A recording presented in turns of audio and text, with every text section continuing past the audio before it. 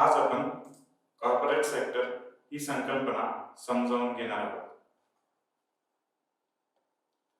तत्पूर्वी मागील व्याख्यानांमध्ये आपण ज्या बाबींचा आढावा घेतला त्याचं थोडक्यात पुनरावलोकन करूया.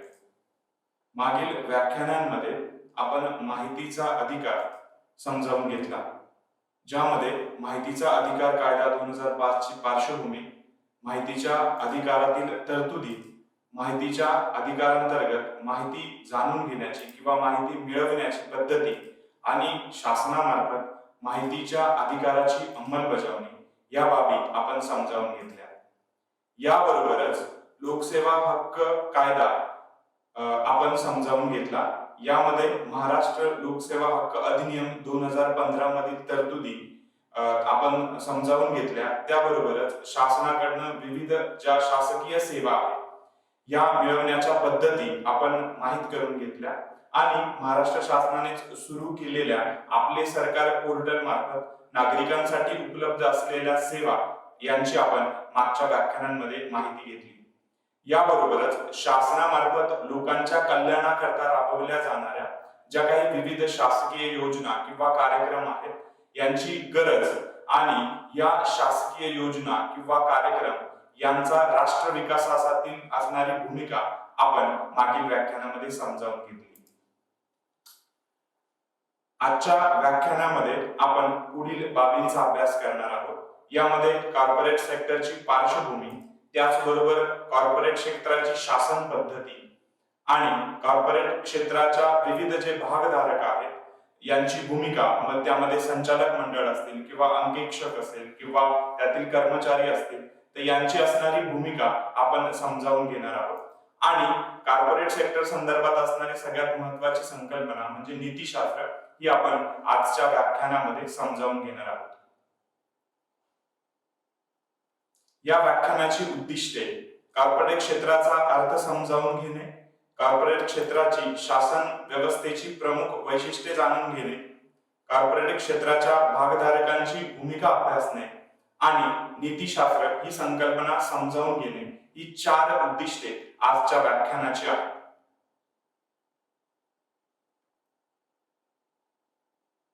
भारत सरकारने 1991 मध्ये जे नवीन आर्थिक धोरण स्वीकारलं त्यालाच आपण प्रमाण भाषेत खाऊजा किंवा खासगीकरण, उदारीकरण आणि जागतिकीकरण असं म्हणतो. ह्या धोरणाच्या स्वीकारामुळे भारतातील जे उद्योग जगत आहे त्यामध्ये प्रचंड आणि आमूलाग्र बदल त्या ठिकाणी झालेले आहेत आणि म्हणूनच याला नवीन आर्थिक धोरण असं आपण त्या ठिकाणी म्हणतोय. आणि उद्योग जगताला ह्या नवीन आर्थिक धोरणामध्ये त्या ठिकाणी खूप महत्व प्राप्त झालेलं आहे आणि म्हणूनच उद्योग जगताचा अभ्यास करणं हे आजच्या आपल्या सामाजिक अंकेक्षणाच्या दृष्टीने महत्वाचं आहे. याबरोबरच उद्योग जगतामध्ये जी काही सामाजिक जबाबदारी आहे त्या सामाजिक जबाबदारीच्या दृष्टीनेही सामाजिक अंकेक्षणामध्ये सामाजिक जबाबदारीचा अभ्यास करणं त्या दृष्टीने तेवढंच महत्वाचं आहे. आणि म्हणून या खासगीकरण, जागतिकीकरण, उदारीकरणाच्या नवीन आर्थिक धोरणामध्ये उद्योग जगतामध्ये आमूलाग्र बदल झालेले आहेत आणि म्हणूनच उद्योग जगताला त्या ठिकाणी महत्व प्राप्त झालंय हे यातून त्या ठिकाणी स्पष्ट होत आहे.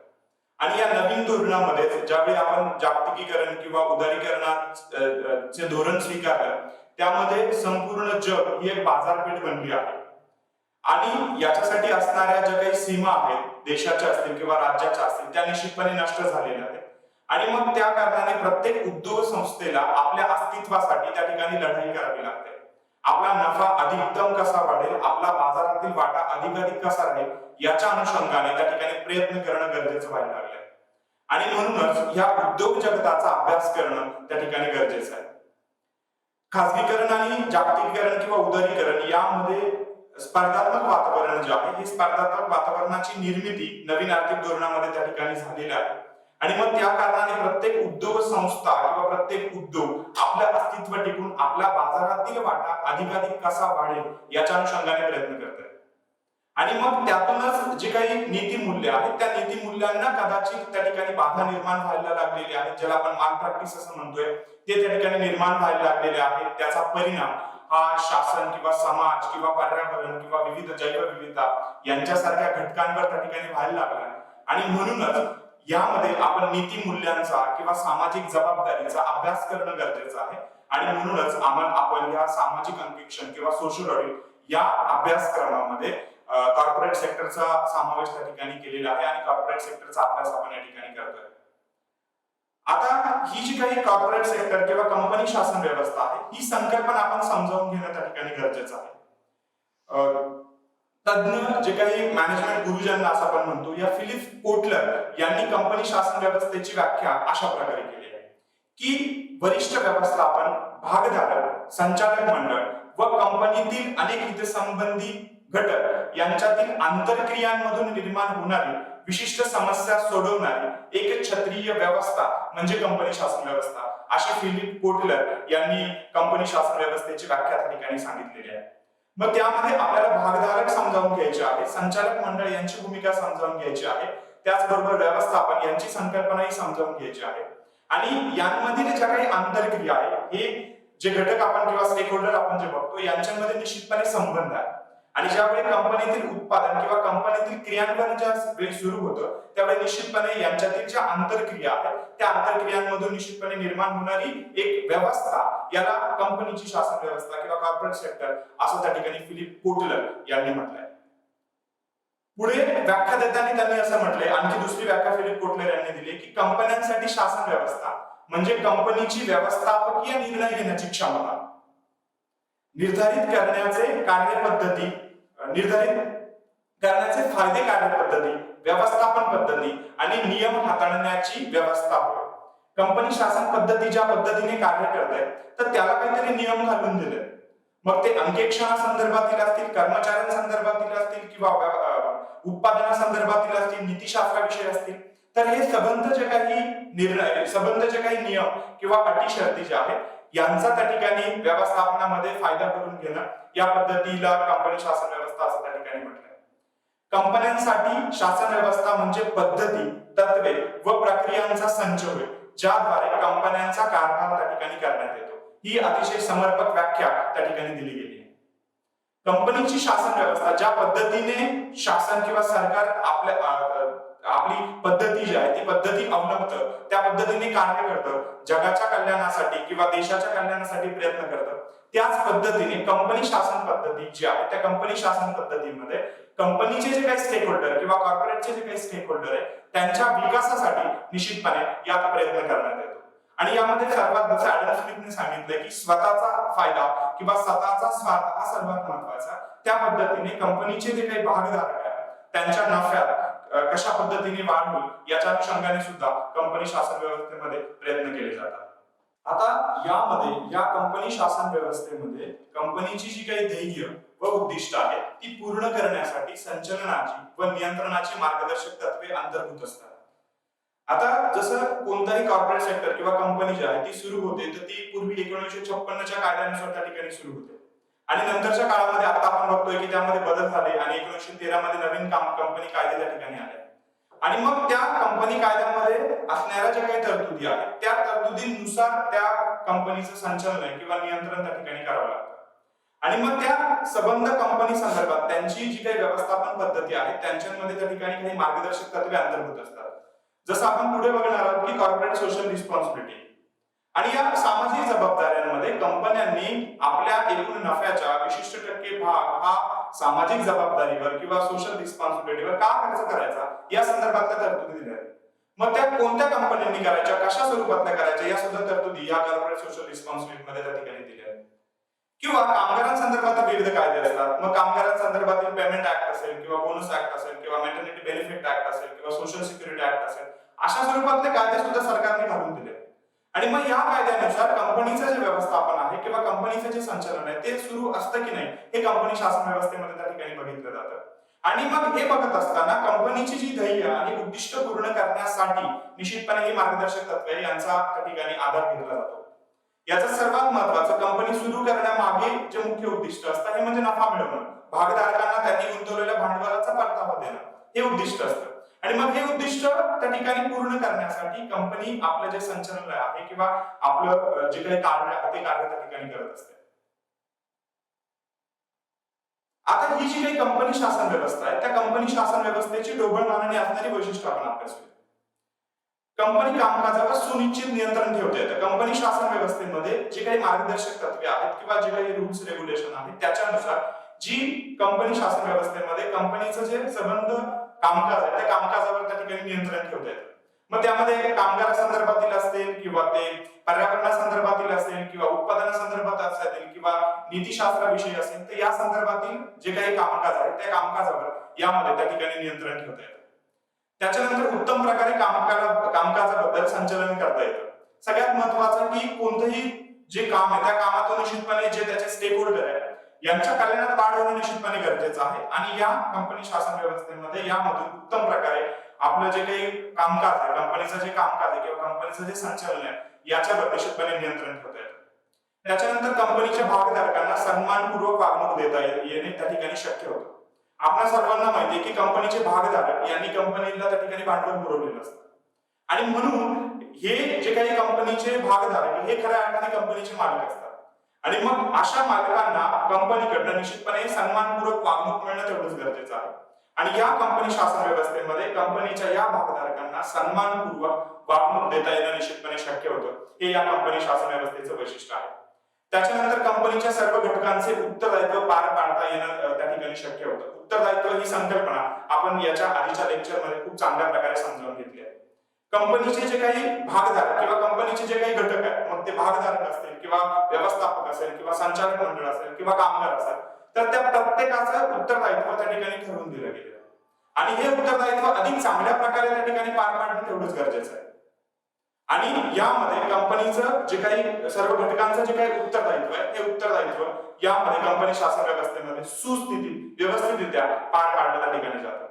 त्याच्यानंतर व्यावसायिक नीतिमत्ता हा महत्वाचा घटक बनतो. हे सर्वात महत्वाचं आहे की कॉर्पोरेट एथिक्स किंवा व्यावसायिक नीतिमत्ता कंपनीचं ज्यावेळी कार्यान्वयन सुरू होतं त्यावेळी पाळली जाणं खूप महत्वाचं आहे.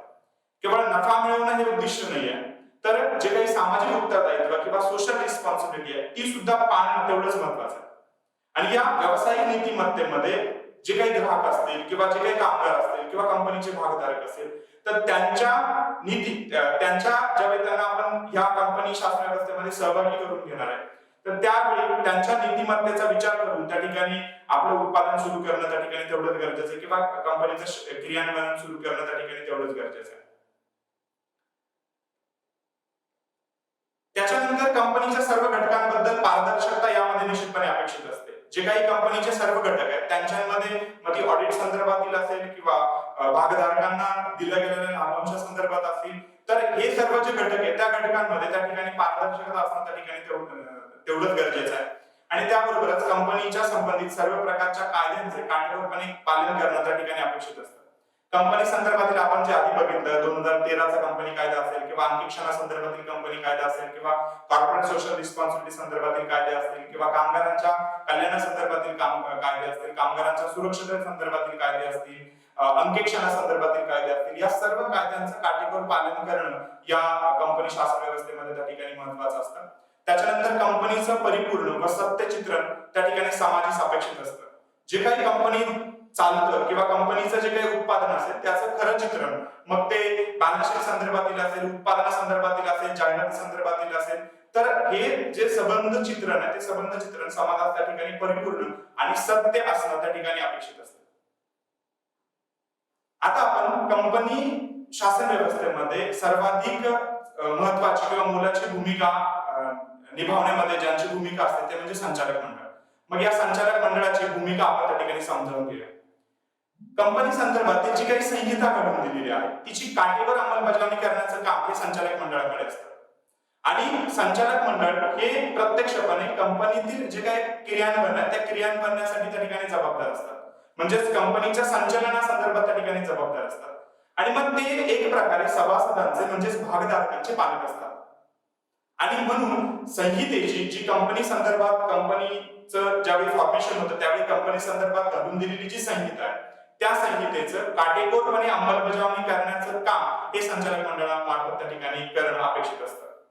आणि म्हणून हे जे काही सामान्य भागधारक आहे हे सामान्य भागधारक जरी कंपनीचे खऱ्या अर्थाने मालक असतील तर सभासद या कंपनीचे त्या ठिकाणी पालक असतात आणि या संदर्भातील असणाऱ्या ज्या कंपनीच्या संदर्भात असणाऱ्या जे काही वेगवेगळे असणारे धोके किंवा जबाबदाऱ्या यांची जाणीव करून देण्याचं काम हे भागधारकांचं असतं. भागधारकांना जाणीव करून देण्याचं काम हे संचालक मंडळाचं असतं.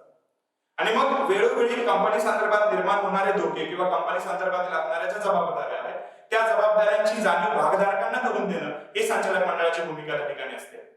त्याबरोबरच कंपनीतील जे दैनंदिन कामकाज आहे, कंपनीचं जे उत्पादन आहे, कंपनी मार्फत दिल्या जाणाऱ्या ज्या सेवा आहेत या समाजाच्या हिताच्या असाव्यात याच्या अनुषंगाने प्रयत्न करणं ही संचालक मंडळाची भूमिका असते.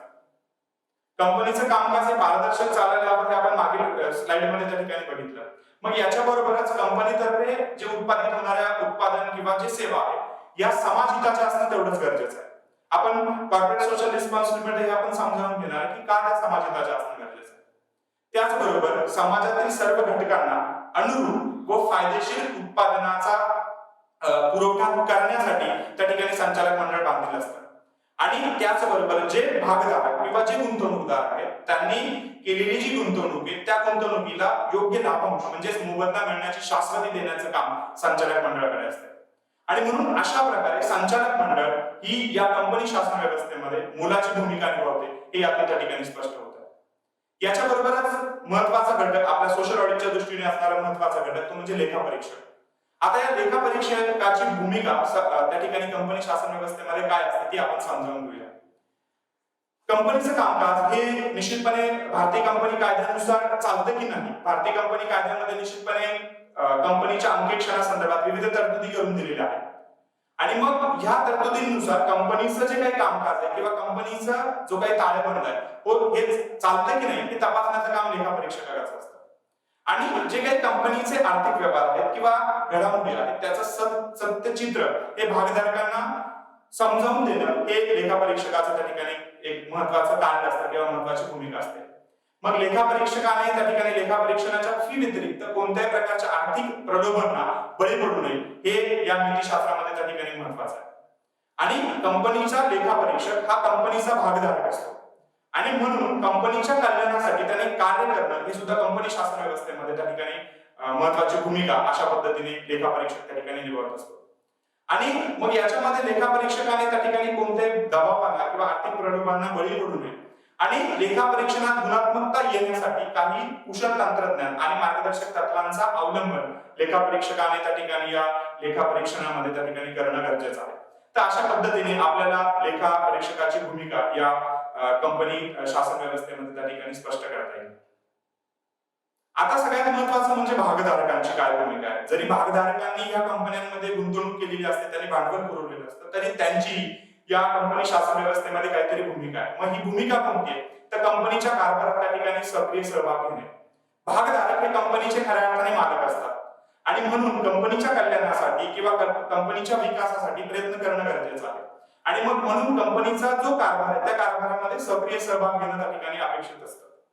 त्याचबरोबर महत्वाच्या विविध विषयांवर त्या ठिकाणी मतदान करणं. ज्यावेळी कंपन्यांमध्ये जास्त प्रमाणात त्या ठिकाणी भागधारक असतात त्यावेळी एखादा धोरणात्मक निर्णय जर घ्यायचा असेल तर त्यावर त्या ठिकाणी विविध भागधारकांमार्फत मतदान घ्यावं आणि मग बहुमताने जो ठराव त्या ठिकाणी संमत होईल त्याच्या अनुषंगाने धोरणात्मक निर्णय घ्यावा अशी कंपनी कायद्यामध्ये त्या ठिकाणी तरतूद आहे. आणि मग म्हणून अशा जे काही धोरणात्मक निर्णय त्या धोरणात्मक निर्णयांमध्ये मतदान करण्याचा अधिकार हा भागधारकांना दिलेला असतो. आणि म्हणून भागधारकांनी ह्या मतदान क्रियांमध्ये भाग घेणं त्या ठिकाणी महत्वाचं आहे. त्याचबरोबर कंपनीची माहिती आणि इतर विषयांवर त्या ठिकाणी जागरूक राहणं, कंपनीचं उत्पादन किंवा कंपनीची सद्यस्थिती, कंपनीचा ताळेबंद या विषयांवर भागधारकांनी जागरूक असणं महत्वाचं आहे. कारण ते खऱ्या अर्थाने कंपनीचे मालक त्या ठिकाणी असतात. कंपनीच्या गैरव्यवहारांबद्दल त्या ठिकाणी माहिती प्राप्त करून घेणे, कंपनीमध्ये काही व्यवहार होत असेल, अपहार होत असेल, गैरप्रकार होत असेल तर यांच्याबद्दल माहिती करून घेणं आणि त्याच्याबद्दल ते टाळण्यासाठी किंवा ते गैरव्यवहार कमी करण्यासाठी धोरणात्मक निर्णय घेणं ही भागधारकांची त्या ठिकाणी भूमिका असते. त्याचबरोबर कंपनी शासन व्यवस्थेमध्ये जी महत्वाची संकल्पना आहे ती आपण थोडक्यात समजावून घेऊया, ती म्हणजे नीतिशास्त्र. आता नीतिशास्त्र म्हणजे व्यवसाय अथवा व्यवहारांमध्ये चांगले अथवा वाईट काय किंवा बरोबर काय किंवा चूक काय याबाबत व्यवसायकर्त्याच्या व्यवस्थापनाच्या वर्तनास व विचारास मार्गदर्शन करणारी तत्त्वे. ज्यावेळी कंपनी शासन व्यवस्था त्या ठिकाणी अस्तित्वात असते त्यावेळी सगळ्यात महत्वाचं चांगलं किंवा वाईट हे ओळखता येणं गरजेचं आहे. मग ते समाजाच्या दृष्टीने, त्याचबरोबर कामगारांच्या दृष्टीने, शासनाच्या दृष्टीने, पर्यावरणाच्या दृष्टीने नीतिशास्त्र किंवा नीती व्यवस्था त्या ठिकाणी जपणं गरजेचं आहे. जी नैतिक मूल्य घालून दिली त्या नैतिक मूल्यांच्या अनुसरून त्या ठिकाणी धोरणात्मक निर्णय घेणं अपेक्षित आहे. कोणत्याही लाभधारकांना किंवा कोणत्याही स्टेक होल्डरना आपल्या निर्णयावर अनुचित परिणाम होईल किंवा वाईट परिणाम होईल याची काळजी घेणं हे निश्चितपणे या भागधारकांचं किंवा जे काही कंपनी संदर्भातील शासन व्यवस्थेतील जे काही घटक असतील त्या घटकांची त्या ठिकाणी जबाबदारी असते. आणि नीतिशास्त्र म्हणजे व्यक्ती किंवा समूहाचं वर्तन चूक की बरोबर यांचं नियमन करणारी एक नैतिक प्रमाण किंवा नैतिक निकष याला नीतिशास्त्राचं त्या ठिकाणी म्हटलं अशी व्याख्या त्या ठिकाणी केली आहे. आता व्यक्ती, समूह अथवा व्यवसाय यांच्या वर्तन पद्धतीचे नियमन करणारी सामाजिक, धार्मिक, नागरी संहिता म्हणजे नीतिशास्त्र आहे अशी नीतिशास्त्राची व्याख्या त्या ठिकाणी केली आहे. आणि कंपनी शासन व्यवस्थेमध्ये ज्या वेळी त्या ठिकाणी कंपनीचं क्रियान्वयन सुरू होतं त्यावेळी ते नीती मूल्यांना किंवा नीतिशास्त्राला धरून होणं त्या ठिकाणी गरजेचं आहे. याच्यामुळे कंपनीशी संबंधित प्रत्यक्ष आणि अप्रत्यक्ष जे काही त्याच्या स्टेक होल्डर्स असतील तर त्यांच्या कल्याणावर कुठेही त्या ठिकाणी गदा येणार नाही, त्यांच्या कल्याणाची हानी होणार नाही याच्या अनुषंगाने प्रयत्न करणं गरजेचं आहे. आणि या संबंध बाबींचा अभ्यास आपण त्या ठिकाणी नीतिशास्त्रात, कंपनी व्यवस्थापनाच्या नीतिशास्त्रात त्या ठिकाणी करत असतो. तर अशा पद्धतीने आज आपण आजच्या व्याख्यानामध्ये कंपनीची जी शासन व्यवस्था आहे ती शासन व्यवस्था त्या ठिकाणी समजावून घेतली आहे. यामध्ये विविध कंपनीच्या शासन व्यवस्थेमध्ये असणारे जे विविध स्टेक होल्डर आहेत ज्यामध्ये संचालक मंडळ असेल, त्याचबरोबर भागधारक असतील किंवा अंकेक्षक असेल यांची भूमिका जी आहे ती भूमिका आपण त्या ठिकाणी समजावून घेतलेली आहे. पुढील व्याख्यानांमध्ये आपण सामाजिक जबाबदारी अर्थात कॉर्पोरेट सोशल रिस्पॉन्सिबिलिटी याचा अर्थ समजावून घेणार आहोत. या कॉर्पोरेट सोशल रिस्पॉन्सिबिलिटी किंवा सामाजिक जबाबदारीचे जे विविध क्षेत्र आहेत ते आपण समजावून घेणार आहोत आणि या सामाजिक जबाबदारीची गरज का आहे हे आपण पुढच्या व्याख्यानामध्ये त्या ठिकाणी समजावून घेणार आहोत. धन्यवाद.